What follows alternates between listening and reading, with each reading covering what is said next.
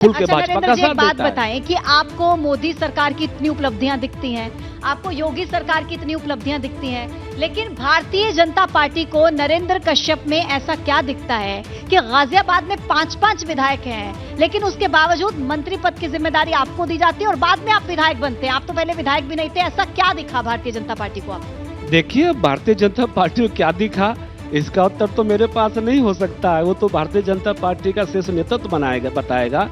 लेकिन मेरे लिए खुशी की बात थी ये कि उत्तर प्रदेश में जब 25 मार्च 2022 को शपथ ग्रहण समारोह हुआ, उस समय में ना एमएलसी था, ना एमएलए था, सामान्य कार्यकर्ता था। तो भारतीय जनता पार्टी ने, मैं समझता हूं कि पिछड़े वर्गों के सम्मान के में वृद्धि के लिए शायद मुझे डायरेक्ट मिनिस्टर बना के ये सेवा का मौका दिया। आप बीएसपी में भी रहे हैं जी और हाँ। वहाँ पर भी बड़ी जिम्मेदारी आपके कंधों पर रही है। जी एमएलसी हाँ। आप वहाँ से रहे हैं। जी हाँ। यहाँ पर भारतीय जनता पार्टी में, सरकार में भी आपको बड़ी जिम्मेदारी मिलती है, संगठन में भी आपको बड़ी जिम्मेदारी मिलती है। जी। तो कुछ तो ऐसा आपके अंदर भारतीय जनता पार्टी ने देखा होगा। लेकिन आप ये बताएं कि आप बीएसपी में चूंकि रहे हैं, क्योंकि जी। तो जब मायावती जब मुख्यमंत्री थी, उनके कार्यकाल में और आज योगी जी के कार्यकाल में आपको क्या मेन डिफरेंस नजर आता है? देखिए, मेरी राजनीति का लंबा समय बहन जी के साथ गुजरा है। मैं, बहन जी ने मुझे एमपी भी बनाया, एमएलसी भी बनाया, बहुत लंबे समय में उनके साथ में काम किया है। परिस्थितियां बदली, बहुत सारी चीजें चेंज हुई, बहन जी ने पार्टी से निकाल दिया था, तो मैं भारतीय जनता पार्टी में आ गया। तो मेन बात जो मैं अपने बारे में कहना चाहता हूं कि राजनीति में सबसे बड़ी बात क्या होनी चाहिए कि विचारधारा के प्रति आदमी की आस्था हो, नेतृत्व के प्रति सम्मान का भाव हो, जिम्मेदारी को निभाने की क्षमता हो। मैंने पहली पार्टी में भी, आज की पार्टी में भी, जो भारतीय जनता पार्टी ने मुझसे अपेक्षा की, उनको मैंने समय सीमा में पूरा किया, पार्टी के विचारों के साथ सहमति दर्ज की और नेताओं के मनोभाव के हिसाब से मैंने अपने दायित्व को निर्वहन करने की कोशिश की। बाकी किसको क्या बनाना है, कौन क्या बनेगा, ये फैसला कार्यकर्ता के हाथ में नहीं होता, ये बड़े नेताओं के हाथ में। अच्छा नरेंद्र जी, ये भी बताएं, क्योंकि भारतीय जनता पार्टी के बारे में हमेशा एक धारणा रही है कि हिंदुत्व के मुद्दे को लेकर वो आगे बढ़ती है, और इस बार हम देख रहे हैं कि समाजवादी पार्टी भी सॉफ्ट हिंदुत्व की छवि को लेकर ही आगे बढ़ रही है। नैमिषारण्य में प्रशिक्षण शिविर होते हैं, अखिलेश यादव पूजा पाठ करते हुए बहुत बार नजर आ जाते हैं। तो इस तरीके से आपको क्या लग रहा है कि समाजवादी पार्टी 2024 में आपके लिए एक बड़ी चुनौती हो सकती है? देखिए, समाजवादी पार्टी भी प्रदेश की पार्टी है, श्री अखिलेश यादव जी उसके नेता हैं, और अब वो सॉफ्ट हिंदुत्व का भाव अपनाएंगे, क्या अपनाएंगे, ये तो उनका अपना फैसला है।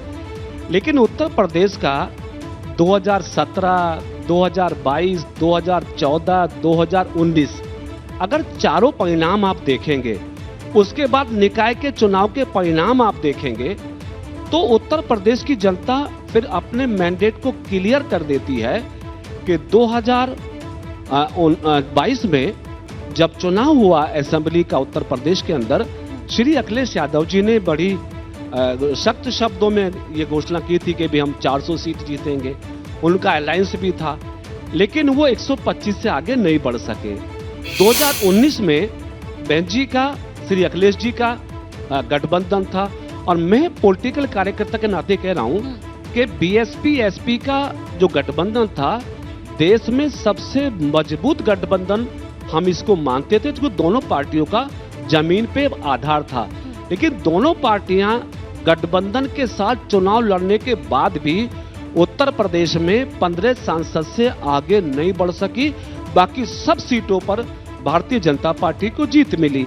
ये एक ऐसे उदाहरण है कि उत्तर प्रदेश में अखिलेश यादव जी अब चाहे जो मर्जी वो नीति अपनाएं, सॉफ्ट हिंदुत्व की बात करें। बेसिकली उत्तर प्रदेश की 25 करोड़ जनता ने 6 वर्ष के योगी जी की सरकार के कार्यों से प्रभावित होकर ये मन बना लिया है कि सबका साथ, सबका विकास, सबके प्रयास और सबके विश्वास को अर्जित करने का काम यदि ईमानदारी से प्रदेश में कोई पार्टी करती है तो भारतीय जनता पार्टी करती है। ठीक है, आप भारतीय जनता पार्टी से हैं तो जरूर निश्चित तौर पर उसकी तारीफ भी आप करेंगे। लेकिन एक आखिरी सवाल मेरा आपसे ये है कि 2024 में आप भारतीय जनता पार्टी का भविष्य किस तरीके से देख रहे हैं आने वाले चुनावों में? और दूसरी बात, क्या आपको लगता है कि विपक्ष अपनी भूमिका उस तरीके से निभा पा रहा है जैसे उसको निभानी चाहिए? देखिए, विपक्ष की भूमिका के बारे में देश की जनता को आकलन करना है।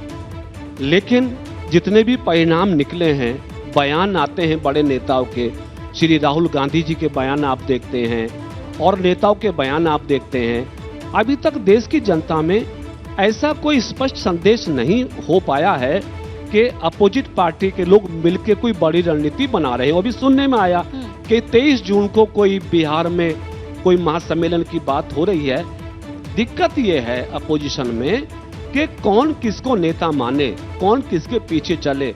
यानी राजनीति में ये एक ऐसा दौर है जिस दौर में देश के प्रधानमंत्री नरेंद्र मोदी जी ने 9 वर्षों में देश के विकास को लेके, रोजगार को लेके, दुनिया के नक्शे पर भारत के सम्मान को बढ़ाते हुए जो काम किया है, आज देश की जनता, प्रदेश की जनता, विपक्ष भारतीय अगर पूरा जनता एक पार्टी साथ भी हो जाए तो नेतृत्व की कमी है। आपने यहाँ पर समस्या बता दी विपक्ष को। अब विपक्ष मुझे लगता है, ठीक है, मुझे लगता है ये आपकी अपनी धारणा है, आपको लगता है कि विपक्ष में नेतृत्व की कमी है, किसे अपना एक नेता माने। जी ठीक है नरेंद्र जी, बहुत बहुत धन्यवाद आपका। आपने एबीपी गंगा को समय दिया और हमारे तमाम सवालों का आपने जवाब दिया। बहुत बहुत धन्यवाद आपका। बहुत धन्यवाद, सबका बहुत धन्यवाद।